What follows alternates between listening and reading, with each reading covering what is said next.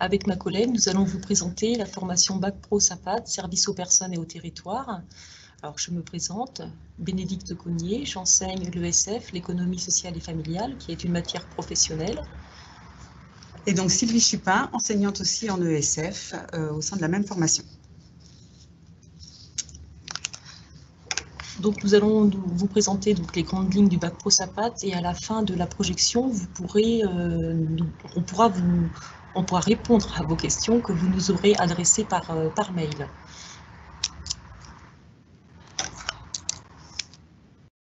Alors, la formation Bac Pro SAPAT, pour qui cette formation? Alors, principalement pour les jeunes qui sortent de 3e, qui sont intéressés par le secteur de la santé ou du social ou de l'animation, donc 3 domaines d'activité possibles. Des jeunes qui n'ont pas nécessairement un projet professionnel défini, ce qui s'entend tout à fait quand on a 15-16 ans. Des jeunes qui ont besoin d'un enseignement concret, puisqu'il y a des cours professionnels, notamment des cours théorie, enfin de théorie professionnelle, mais aussi des cours de pratique. Et cet enseignement est aussi pour des jeunes qui sont prêts à découvrir des milieux professionnels, car les jeunes vont aller en stage. Donc, on va vous présenter donc, la formation. Donc, elle se déroule sur 3 ans, donc avec les enseignements généraux et professionnels. On va ensuite parler des stages qui représentent 20 semaines sur les 3 années. On présentera donc les EIE, enseignement à l'initiative de l'établissement, et l'ESDD, éducation à la santé et développement durable, qui sont des disciplines un peu plus spécifiques. On vous indiquera aussi les conditions d'obtention d'examen et les poursuites d'études possibles. Donc, en ce qui concerne l'enseignement général, c'est donc la poursuite des disciplines que vous pouvez avoir au collège, donc français, anglais, mathématiques, biologie, écologie, physique, chimie, informatique, EPS, l'éducation socio-culturelle et la communication. Donc l'ESC est un enseignement qui est particulier donc à l'enseignement agricole. Et donc à travers cette discipline, les élèves vont pouvoir avoir une ouverture sur les questions de société, culturelle et artistique. Et enfin, donc la connaissance du monde contemporain qui est donc de l'histoire géo. Concernant l'enseignement professionnel, donc en premier, on peut lire la connaissance du monde professionnel et des personnes, ce qui correspond en fait à l'étude des structures dans lesquelles les élèves sont susceptibles d'aller en stage et de rencontrer donc des publics tels que les enfants, les personnes âgées ou les personnes en situation de handicap ou les malades. Donc là, ce sont plutôt des cours théoriques. Ensuite, les techniques professionnelles visant le bien-être des personnes, ce sont des cours plutôt pratiques, où là, les jeunes vont avoir des notions à la fois théoriques, mais aussi pratiques. Par exemple, je prends en seconde, il y a du cadre de vie, où les élèves en TP vont faire, par exemple, l'entretien des locaux, vont apprendre donc à faire certains gestes professionnels, très importants. Et en seconde, il y a aussi des cours de nutrition en parallèle avec des TP de cuisine, puisque les élèves peuvent aller en stage à domicile et peuvent préparer des préparations culinaires à domicile pour la personne. Ensuite, en première, les TP concernent principalement le jeune enfant avec des TP périculture, et l'adulte qui a besoin d'aide, où là il va y avoir des TP qu'on appelle ergonomie ou soins. Ensuite, dans l'enseignement professionnel, il y a l'économie d'entreprise, où là le jeune va découvrir ou développer ces notions concernant le fonctionnement, mais d'un point de vue économique, comment fonctionne une structure. Et puis ensuite, les cours d'informatique. Alors les cours d'informatique sont aussi importants, car le jeune est amené en fait à produire à informatiser ses écrits, et notamment les écrits concernant les stages. Et il y a aussi des cours d'animation, où là, le jeune va comprendre ce que signifie avoir une démarche de projet, et il va aussi être à même de faire des mini-animations avec des petits groupes d'élèves, avec des partenaires, avec des structures partenaires. Ensuite, on continue avec les PFMP, donc qui signifie période de formation en milieu professionnel. On l'appelle aussi les stages. Alors, le temps des stages sur la formation de 3 ans, c'est 20 semaines de stage. Les principaux objectifs pour les stages, ce sont donc découvrir des milieux professionnels, voir comment fonctionnent les structures et voir les activités et les rôles de chaque professionnel.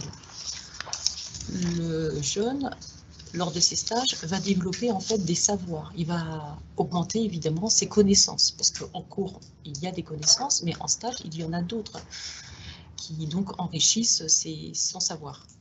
Le jeune développe aussi donc ses savoir-faire. Par exemple, ça peut être apprendre en crèche à faire un change d'enfant, apprendre à encadrer une activité lors d'un stage en école maternelle, ou en EHPAD, ça peut être apprendre à faire un lit au carré. Donc ce sont des savoir-faire. Le jeune va aussi, lors de ses stages, développer ses savoir-être. Alors, les savoir-être, ce sont en fait les attitudes et les qualités personnelles. Par exemple, comprendre l'importance de la ponctualité le matin, l'importance de la politesse, oser poser des questions, oser communiquer. Et en dernier, c'est développer ses capacités d'observation et son autonomie. Donc là, le jeune, lors du stage, va observer souvent au départ les professionnels pour comprendre le protocole, comprendre l'attitude du professionnel, comprendre l'activité. Et suite à l'observation et à la communication avec le professionnel, le jeune va analyser et bien comprendre l'activité pour lui-même par la suite la réaliser. Et il va prendre petit à petit confiance et ça va lui permettre justement de lui-même être capable de réaliser en autonomie une activité. Bon, il faut savoir quand même que le le référent de stage est toujours présent lors d'une activité avec le stagiaire. Donc, voilà pour les objectifs des stages. Donc les lieux possibles, donc ils peuvent se faire donc en structure ou à domicile, ces stages.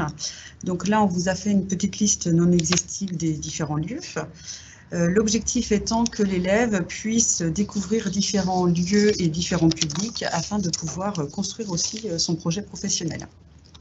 Donc dans le domaine de la petite enfance, avec des lieux d'accueil pour les enfants de moins de 6 ans, donc école, maternelle, crèche, halte garderie, ou les MAM aussi. Ça peut être aussi des lieux d'accueil et d'animation, centres de loisirs ou périscolaires. Le jeune pourra aussi donc aller en stage auprès d'adultes ayant besoin d'aide, comme les personnes âgées, donc en EHPAD, en résidence autonomie ou auprès de services d'aide à domicile, auprès de personnes en situation de handicap, donc les foyers de vie, les ESAT, ou bien auprès de personnes malades, comme à l'hôpital. La particularité du bac Pro SAPAT, c'est que le jeune a une obligation de faire un stage aussi dans des structures de services au territoire. Donc là, ce sera vraiment des structures complètement différentes où on n'a pas le soin et l'accompagnement individualisé. On est plutôt donc dans des lieux de tourisme, office de tourisme, village vacances, camping, des lieux de loisirs aussi. On va avoir toutes aussi des structures du domaine social, Restos du Cœur ou des associations humanitaires. Le jeune peut aussi évoluer dans des structures comme les mairies, bibliothèques, médiathèques qui proposent aussi un accompagnement. Voilà, pour ce qui est des lieux de stage. La répartition donc, des stages se fait donc, sur les 3 années comme suit. Donc, en seconde, 6 semaines en structure de service aux personnes, donc 2 périodes de 3 semaines, avec l'idée d'intervenir dans 2 structures différentes. En première, une première période de 3 semaines en service aux personnes et une deuxième période de 5 semaines dans les structures de service au territoire. Et l'année de terminale, c'est un stage de 6 semaines découpé en 2 périodes, mais dans la même structure. Donc au choix, soit service aux personnes, soit structure de service au territoire. Le jeune fait le choix de la structure en sachant que c'est son stage de support à l'examen. Donc l'idée, c'est de faire un choix de structure avec un public en lien avec lequel l'élève souhaite poursuivre éventuellement dans son projet professionnel. Donc, les EIE, enseignement à l'initiative de l'établissement. Donc, on propose différents EIE. Donc, en seconde, on propose des EIE jeux de scène ou Créa Plus ou Sport Plus. Donc, jeux de scène, l'idée est de proposer un accompagnement aux élèves afin d'acquérir une prise de confiance à l'oral. Le Créa Plus, c'est plutôt des loisirs créatifs, donc avec la découverte éventuellement de nouveaux loisirs. On peut aussi, dans certains cas, faire intervenir des professionnels. Par exemple, cette année, on est en partenariat avec le Centre social du Verger, où un groupe de dames qui font du tricot viennent apprendre les jeunes donc à réaliser du tricot. Et enfin, le Sport Plus, donc ce sont des activités sportives qui vont être proposées principalement à des jeunes qui sont un peu confirmés dans le sport pour découvrir d'autres activités. L'EIE orientation qu'on propose en première et en terminale, donc l'idée c'est d'accompagner le jeune dans à mûrir son projet professionnel, donc on l'accompagne dans sa réflexion. Et donc, à travers ces heures, on va faire intervenir des professionnels qui sont assez souvent des anciens élèves qui vont présenter leur métier. Alors, je poursuis avec l'EIE stage. Donc, c'est un temps où l'on accompagne le jeune pour sa recherche de stage, pour réaliser aussi ses travaux écrits et pour le préparer aux oraux. Ensuite, l'EIE ouverture à l'international. Donc là, avec l'aide des associations, de certaines associations humanitaires locales, nous proposons aux jeunes d'étudier 3 pays dans 3 continents différents, afin qu'ils s'ouvrent à d'autres cultures et qu'ils s'investissent aussi à un voyage d'études à l'étranger, qui est préparé lors de l'année de première et qui se réalise en fait en début de terminale. Bon, pour les raisons sanitaires actuellement, cette EIE est modifiée. Donc ESDD, éducation à la santé et au développement durable, donc on le propose en seconde et en terminale. Donc en seconde, par rapport au développement durable, on a toute la lecture de paysages, la collecte et le tri des déchets qui se fait donc à Ribou dans le cadre de l'action Nettoyons la nature, et puis la valorisation des déchets. Il y a aussi une visite d'une station de traitement des eaux qui est proposée. Pour ce qui est du lien avec l'éducation à la santé, on a donc des actions éco-responsables. On a proposé donc la fabrication, entre autres, de produits cosmétiques ou de produits ménagers. Et puis, tout un lien pour favoriser le bien-être personnel avec l'intervention de professionnels qui proposent des méthodes de relaxation ou de naturopathie auprès des élèves. Concernant l'examen Bac Pro, donc pour obtenir l'examen Bac Pro, en fait, c'est en 2 temps. Il y a 50% de l'examen qui est acquis en contrôle en cours de formation, qu'on appelle CCF. Donc, ce sont des formatifs ou des devoirs donc, qui ont lieu en première et en terminale et qui vont compter donc pour la moitié de l'obtention du Bac Pro. Et puis, il y a 50% des épreuves qui sont en fait en fin d'année, à la fin des 3 ans, qu'on appelle des épreuves terminales. Alors, ces épreuves sont les suivantes. Il y a un oral de stage. Il y a aussi un écrit concernant plusieurs matières professionnelles, une épreuve de français, une autre de mathématiques et la dernière là en histoire géo.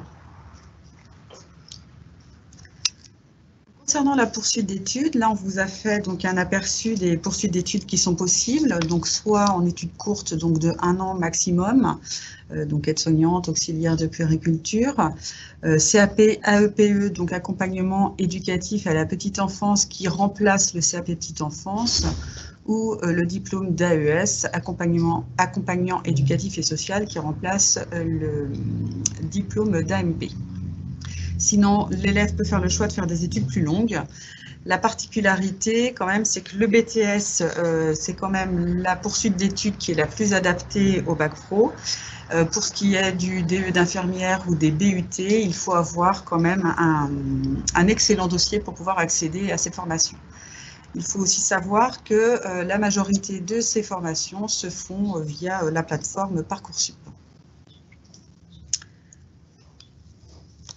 Donc, on vous remercie pour votre écoute. Après, on peut passer donc aux questions. Pour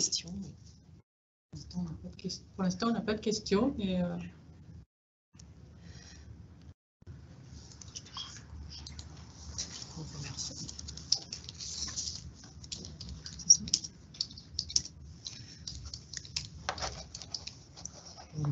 s'ils ont des questions.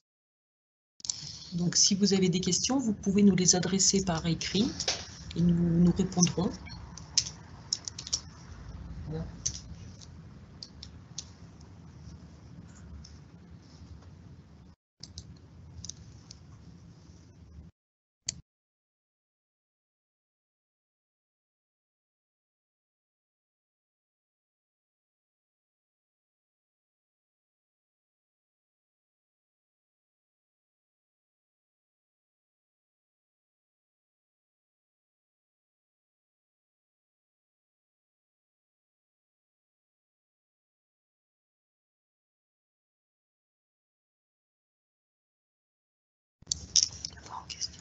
Donc, on vous remercie pour votre écoute. Si vous avez des questions qui vous viennent suite à cette présentation, vous pouvez toujours les poser dans la foire aux questions qui est disponible sur le site internet du lycée. Bonne fin de journée. Au revoir. Au revoir.